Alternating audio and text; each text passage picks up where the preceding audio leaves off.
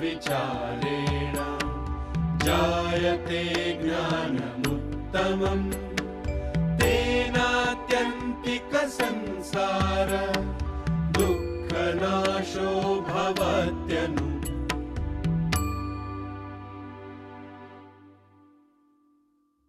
उपनिषदों पर विचार से सर्वोच्च ज्ञान प्राप्त होता है और तत्काल सभी सांसारिक दुख समाप्त हो जाते हैं। पार्वती, मैं जाना चाहता हूं। आपने कभी सोचा है कि आपका एक परिवार है, आपका एक बच्चा है जो सिर्फ 6 साल का है। मैं जानता हूं पार्वती, मुझे रोकने के लिए तुम्हारे पास सैकड़ों कारण हो सकते हैं, किंतु संसार के परे भी एक सत्य है। आखिर कब तक मैं इन बंधनों में जकड़ा रहूंगा?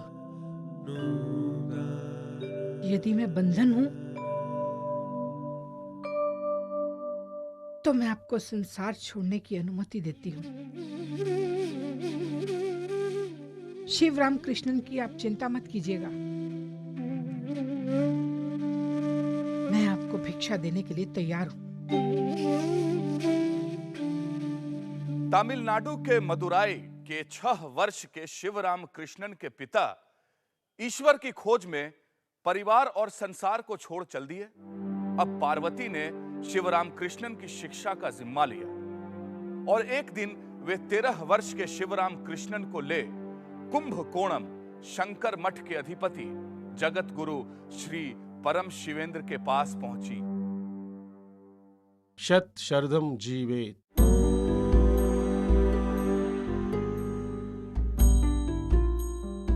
बैठो अम्मा। क्या नाम है तुम्हारा? शिवराम कृष्णन। कहां से आए हो? पहले हम मदुराई में रहते थे, अब इसकी उच्च शिक्षा के लिए तिरुवसन्नलूर में आकर रह रहे हैं। इसके पिता? उन्होंने संन्यास ले लिया है। क्या क्या पढ़ा है अब तक? वेदों का प्रारंभिक अध्ययन किया है। श्रीधर वेंकटेश अय्यर मेरे आचार्य हैं। अच्छा। संसार में ऐसा क्या है जो नश्वर नहीं है? संसार में जो कुछ है सब नश्वर है।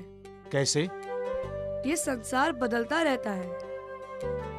जैसे बीज से अंकुर फूटते ही बीज अपना अस्तित्व खो देता है। अंकुर में कोपले फूटती है तो अंकुर अपना अस्तित्व खो देता है। वैसे ही सब कुछ निरंतर बदलता रहता है। उत्तम, अति उत्तम। पार्वती अम्मा जी। तुम्हारा पुत्र तो मेधावी है, इसकी शिक्षा पूरी होते ही इसका विवाह करना। इसका विवाह संस्कार हो चुका है आचार्य। शिक्षा समाप्त होते ही मैं इसे गृहस्थ आश्रम में प्रवेश करवाऊंगी। इसकी शिक्षा का भार मैं वहन करूंगा पार्वती अम्मा। इसे खूब पढ़ाना और शिक्षा पूरी होते ही इसे मेरे पास भेज देना। समय बीतता गया। शिवराम कृष्णन अब कुंभकोणम जगत गुरु परम शिवेंद्र की वेदशाला का विद्वान था। शिवराम कृष्णन की पत्नी भी अब बड़ी हो गई थी और उसके मायके वालों ने उसे शिवराम कृष्णन के घर भेज दिया। पत्नी के आते ही पार्वती ने शिवराम कृष्णन को घर लौटने का संदेश भेजा और एक भरी दोपहरी में पैदल थका हारा शिवराम कृष्णन अपने घर पहुंचा।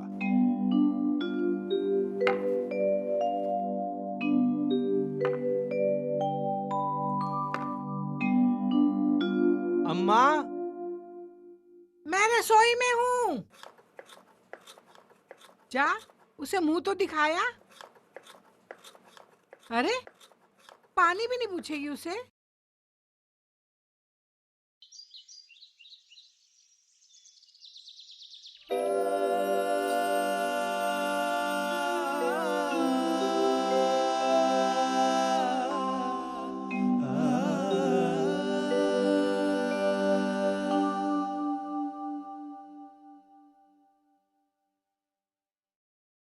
अम्मा, बहुत भूख लगी है, कुछ खाने को दे। हट, पूरे 2 घंटे बाद खाना मिलेगा। क्यों? पहले विनायक को, फिर तुझे। तब तक चाहे आराम कर या फिर अपने संगे साथियों से मिला। 2 घंटे तक रसोई में कदम मत रखना। अब हम दोनों को काम करने दे, जा यहाँ से। भूख के मारे शिवराम कृष्णन का बुरा हाल था। अम्मा, अपनी बहू को जरा यहाँ भेजना। जा देख, क्या चाहिए उसे।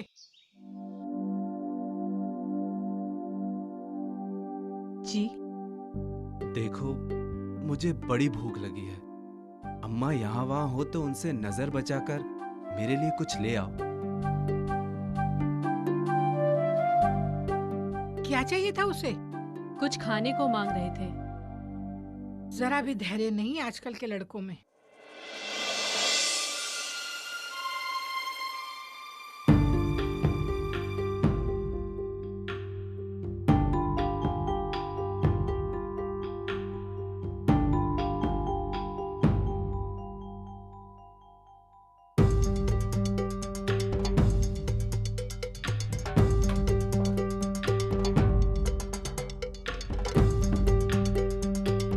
जा बेटा, नैवेद्य ले आ।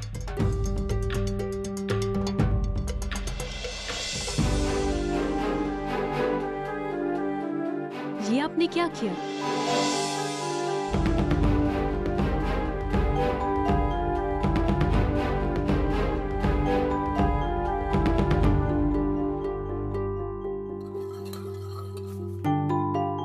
क्या हुआ? नैवेद्य नहीं लाई? अम्मा, आपके बेटे ने भोजन जूठा कर दिया। क्या? ऐसी भी क्या भूख है जो थोड़ी देर प्रतीक्षा नहीं कर सकती? तेरी पत्नी ने सुबह से जल तक नहीं पिया, ये सोचकर कि भोजन बनाकर पहले कुल देवताओं को भोग लगाएंगे, फिर तुझे खिलाकर खुद खाएंगे। पर तू इतना उतावला कि नैवेद्य ही खा गया। बेटा, भूख के चलाए चलेगा तो पछताएगा। इसीलिए कहती हूँ, उसे संभाल। भूख क्या क्या पाप नहीं करवाती, फिर वो चाहे पेट की हो या शरीर की।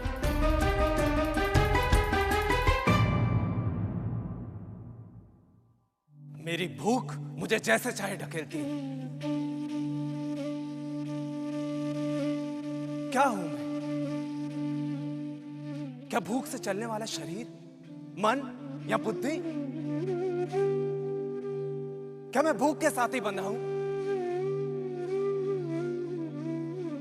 क्या मैं अच्छा हूं, बुरा हूं, या मेरे पेट मेरी भूख पर निर्भर करता है? क्या है भूख? क्या ये संसार भूख के चला ही चल रहा है? पेट की आग बुझ जाती है तो शरीर की आग तपाने लगती है। क्या मैं भूख को जीत नहीं सकता?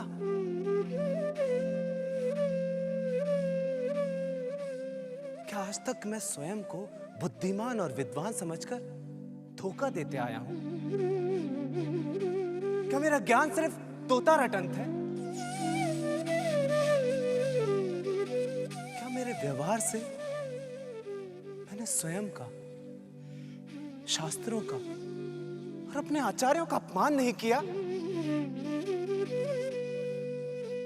धिक्कार है मुझे, धिक्कार है मुझे। भूख का वह क्षण शिवराम कृष्णन को भारी पड़ गया। मां और पत्नी पुकारती रहीं, पर अचानक नींद से जागा शिवराम कृष्णन घर छोड़ सीधे वापस कुंभकोणम चल दिए।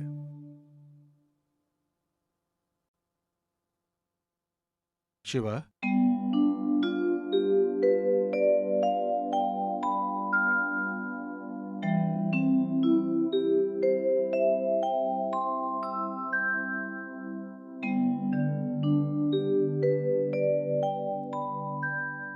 शिवा, मैं देख रहा हूं कुछ दिनों से तुम्हारा मन अशांत है। मैं चाहता हूं कि तुम कुछ समय महाराजा मैसूर के पास बिताओ। महाराजा मैसूर वेदांत में रुचि भी रखते हैं उनके प्रश्न शांत हो जाएंगे और तुम्हारा मन जैसी आपकी आज्ञा गुरुदेव। आचार्य, मैं जानता हूं कि ब्रह्म को जानने के कई मार्ग हैं। कुछ लोग निरंतर ईश्वर का स्मरण कर ब्रह्म को पा लेते हैं। कुछ लोग हर कर्तव्य ईश्वर के प्रति सेवा समझ कर्म में ही ईश्वर का अनुभव कर चित्त की शुद्धि कर ब्रह्म का अनुभव कर लेते हैं। पर बुद्धि के द्वारा, तर्क के द्वारा ब्रह्मोनुभव कैसे हो सकता है, जबकि शास्त्र बार बार कहते हैं कि उसे तर्क के द्वारा नहीं जाना जा सकता। राजन, तर्क से हम ब्रह्म को नहीं जान सकते, पर तर्क उस तक पहुंचने का मार्ग बना सकता है। कैसे? राजन, तर्क द्वारा ही हम इस संसार को मिथ्या समझ सकते हैं। तर्क द्वारा ही जीवन की नश्वरता सिद्ध होती है और तर्क के द्वारा ही हम इस हमेशा बदलते रहने वाले संसार को समझ सकते हैं। जब हम अपनी तर्क बुद्धि से यह जान लेते हैं कि उस परम सत्य के अलावा दूसरा कोई सत्य अस्तित्व में नहीं है, तब हमारा मन उस सर्वोच्च सत्य में एकाग्र होने लगता है और यही एकाग्रता मार्ग बनती है ब्रह्मानुभव का। गुरु द्वारा शास्त्रों का अध्ययन श्रवण कहलाता है, उस शिक्षा पर विचार मनन कहलाता है, जो ग्रहण किया गया उस पर लगातार ध्यान निधिध्यासन कहलाता है। श्रवण, मनन और निधिध्यासन ज्ञान योग की शाखाएं हैं। शास्त्रों के अध्ययन और उस पर निरंतर ध्यान करने से ही ज्ञान योग में प्रगति होती है। राजन, ज्ञान से बड़ा चित्त की शुद्धि का साधन नहीं। ज्ञान योग और उसके अभ्यास में स्थिर हो और तुम पाओगे कि तुमने मन जीत ली। आचार्य, मुझे आपके साथ और स्वाध्याय करना पड़ेगा, इसलिए मैं चाहता हूं कि आप मेरे यहां रहें और साथ ही साथ मेरे राज्य के विद्वानों और अतिथि विद्वानों का उनकी योग्यता अनुसार पुरस्कार देकर सम्मान करें। ध्यान का अभ्यास कठिन क्यों है? क्योंकि मन पर नियंत्रण कठिन है। तो मन पर नियंत्रण कैसे किया जा सकता है?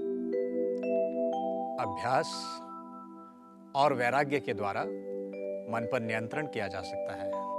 ध्यान के पथ की 4 बाधाएं क्या है? मैं नहीं जानता। शिवराम कृष्णन, आप इस प्रश्न का उत्तर दें। पहली बाधा है नींद, दूसरी है विक्षेप यानी जहां मन भटकता है, तीसरी है कषाय जहां न नींद है न विक्षेप, पर वहां वासना का बीज है जो अभी तक समाप्त नहीं हुआ है। यह सभी वासनाएं ध्यान के मार्ग में साधक को आगे बढ़ने से रोकती हैं। चौथी बाधा है रसास्वाद, जहां व्यक्ति ध्यान की अवस्था का आनंद लेता है और आगे नहीं बढ़ पाता है। शिवराम कृष्णन, ब्राह्मण देवता को क्या पुरस्कार दिया जाए? मैसूर महाराज से दान और पुरस्कार पाने की अभिलाषा से आए विद्वानों से यदि शिवराम कृष्णन संतुष्ट नहीं होते तो वे महाराज से कह के पुरस्कार की राशि कम करवा देते और कभी कभी तो विद्वानों की सिर्फ यात्रा का खर्च भर मिलता। इसीलिए विद्वान शिवराम कृष्णन से नाराज थे। गुरुदेव, विषय चाहे जो भी हो, शिव रामकृष्णन चर्चा में कूद पड़ते हैं और अपने तर्कों से विद्वानों का मुंह बंद कर देते हैं। महाराजा मैसूर को खुले हाथ दान तक नहीं देने देते हैं। माना कि वो तर्कशास्त्र में सबसे श्रेष्ठ है, लेकिन इस तरह दूसरों को नीचा दिखाना कहां तक उचित है? शिवराम कृष्णन के इस व्यवहार से विद्वान, ब्राह्मण, याचक सभी दुखी हैं।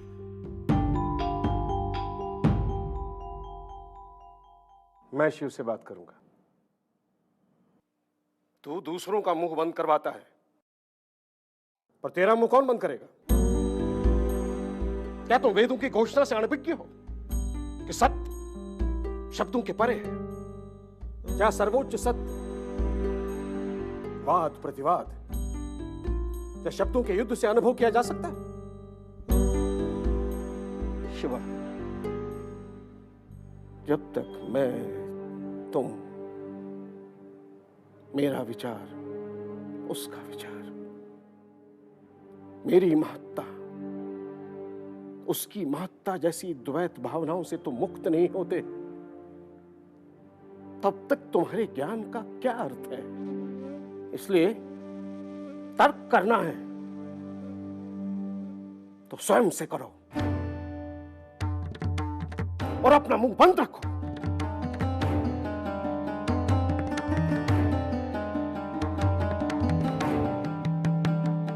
और यदि तुम्हें अपने ज्ञान का इतना ही अहंकार है तो आओ मुझसे बहस करो।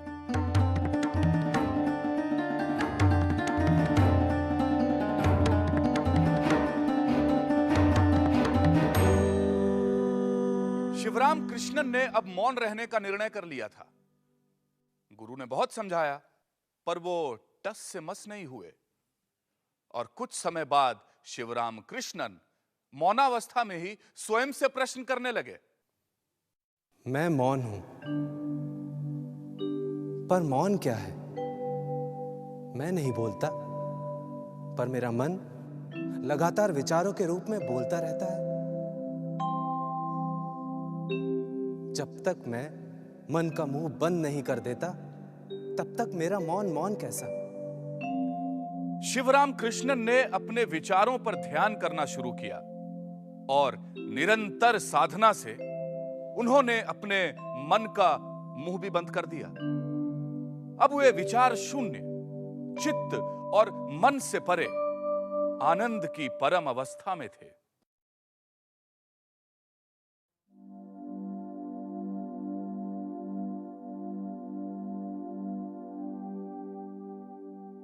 देख तो, पड़ा तो खेत में है, फिर भी सिर टिकाने के लिए ढेला चाहिए।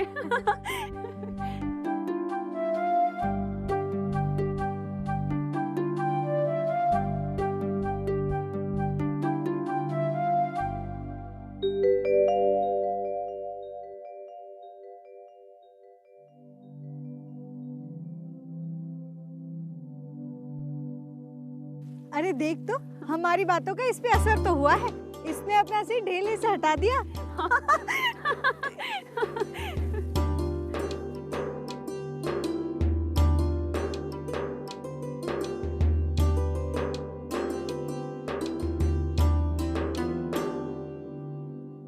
और उस दिन के बाद शिवराम कृष्णन देह के परे चल दिए। अनासक्त, अवधूत हो चुके थे वे। किसी ने भोजन दिया तो खा लिया, वरना भूखे ही सो जाते थे। गुरुदेव, अब लगता है कि शिवराम कृष्णन ने अपना विवेक खो दिया है। उसे हमारी सहायता की जरूरत है। जिसे तुम विचारहीन, विवेकहीन अवस्था समझ रहे हो, वो ब्रह्मानुभूति की अवस्था है, योग की अवस्था है। वो कर्ता, भोक्ता, ज्ञान अज्ञान, पूर्ण अपूर्ण, सुख दुख और इस संसार से परे जा चुका। वो जैसा है उसे वैसे ही रहने दो। उसे किसी की सहायता की जरूरत नहीं है। वो ब्रह्म में जी रहा है, वो ब्रह्मलीन है, वो सदाशिव हो चुका है।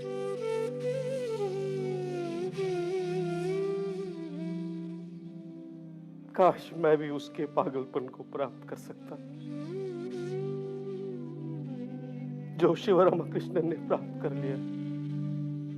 सदा शिव की अवस्था में रहने वाला सदाशिव।